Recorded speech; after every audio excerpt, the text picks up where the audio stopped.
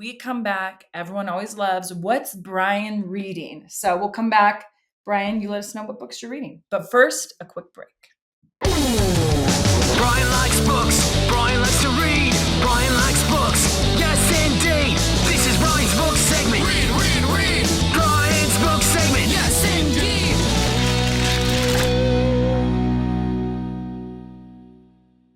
Wow. Honestly, that tune, I need to hear it more. It's so good. Would it make you read more?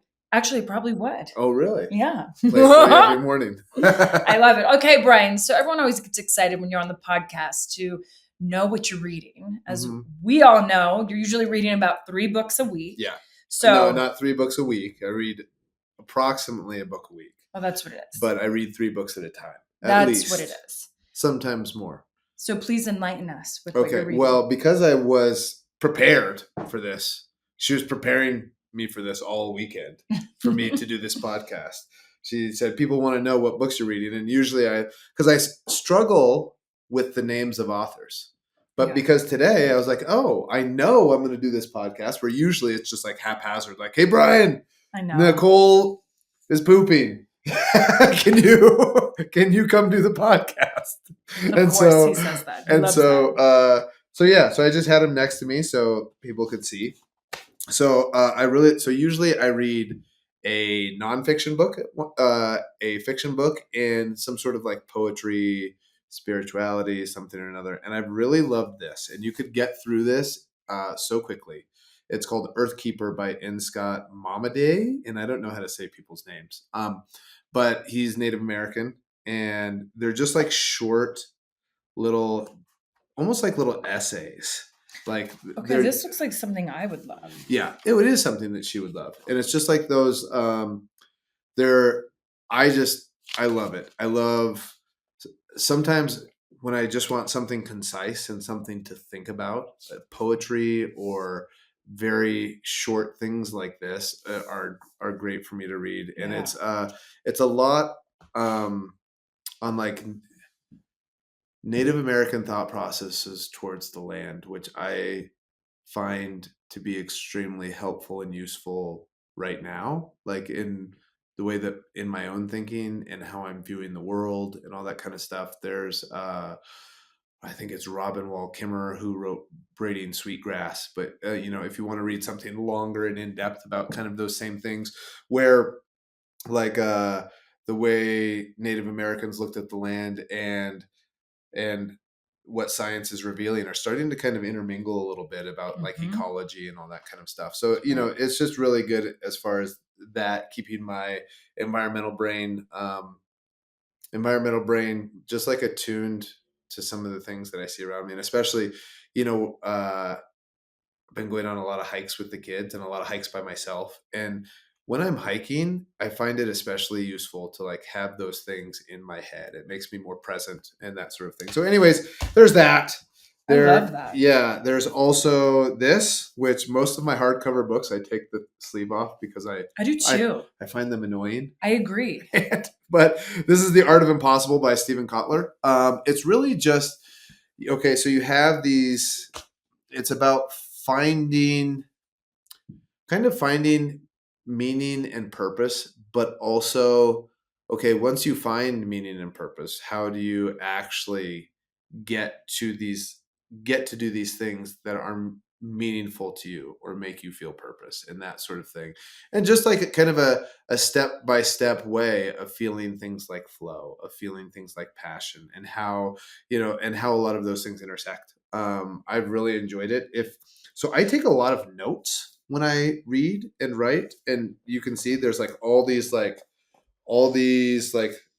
pages flipped down where I underline things and things that I like and that sort of thing. So that's that. And then as far as fiction goes, Black Sun by Rebecca Roanhorse, I've been loving, and this is something I've been noticing you've been real into that book. Well, so what I typically do with my fiction is I read it right before I go to bed. So I do my gratitude journal, and then I do the things I want to do for tomorrow, like the goals, my goals for tomorrow and that sort of thing. And then I just read a little bit of fiction. Brie likes to watch shows. I find, even though I've been a little you've seen. I haven't been on the show kick that much lately. Yeah. I mean, don't get me wrong. Literally, just like that every Thursday. 2 or 3 no one days mess with my ago- Thursday night. 2 or 3 days ago, she was Just like watching that. Sex in the City. I was just like, That's really all I'm watching right now, and I wait my every Thursday. But other than that, like I just haven't been into watching stuff. I just feel like I needed a break, and I can't go on Instagram at night because my sister DMs me all this stuff, and I feel like I can't be doing all this before bed. So I really cut a lot of that out. yeah. That said, back to me. Yeah. And Brian's books. So it's Rebecca Roanhorse, Black Sun. So it's like a series of books, and this one was like one of the finalists for the Nebula Award, which is science fiction fantasy type stuff. It's really, really good, and I think she has Native American heritage too. And so anyways, yeah, it's really, the world building in it is interesting and fun. And I also find that a lot of fiction tools translate very well to wrestling. Like when it comes to like, I also think nonfiction does too, as far as like how you see the world and that sort of thing. But anyways, I find like there's a lot of tools when you're reading fiction, if you're looking at how they build certain stories and that sort of thing. I think that applies a lot to wrestling too. And so it's almost weird because my brain is so focused on wrestling so much. Like I see things that apply to wrestling everywhere. You right? do. And And so he it's writes like- them down. Yeah. I mean, it's really incredible. All of your notebooks. Yeah, I have a lot of notebooks. All of his notebooks and ideas wrestling ideas to just life ideas to just ideas with the kids, ideas with me. Like you're really great about writing everything down. Well, it's just I have to get it out of my head, or else I go insane. So, or I go more insane. Yeah. Well, and something that's been really cute. So Bryan, and I'll let you kind of explain this, but he's gotten Birdie into chapter books. And I love it because every night, you guys, how many chapters do you feel like you read in these chapter books? Well, so it's different depending on the book, but sometimes it all depends on like what time we get her to bed. Right. But if we get her to bed early, sometimes I'll be in there for 45 minutes reading to her out loud. And it's been really fun for her and really fun for me. Like I feel like that's one of my favorite times of the day. Oh, you love us sitting in bed and reading together. And she, we did, most people are familiar with Little House on the Prairie based on the TV shows. At least, older people like us are aware of Little House on the Prairie. And so, her school had this like summer reading list of like children's literature, right? And so the Little House on the Prairie books were on there. And the first one is Little House in the Big Woods. So that was actually the first one that I read to her. And she loved it.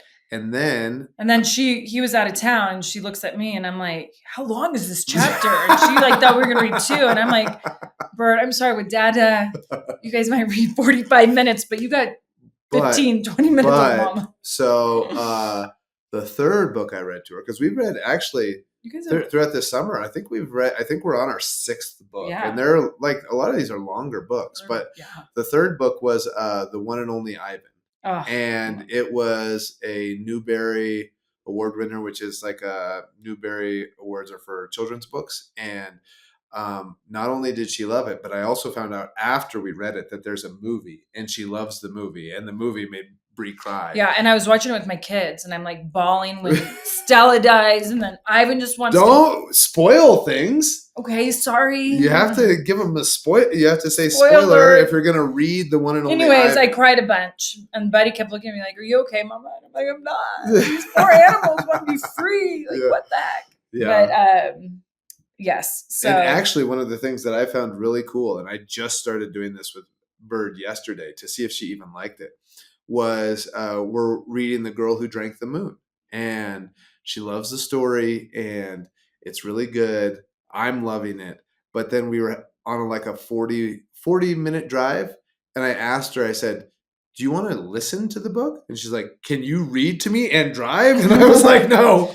There's things called audiobooks. And somebody, a professional narrator, will read this book to you. She goes, oh, that sounds great. And so we listened to it the whole way there. We listened to it the whole way back, and she loved it. So, Yeah.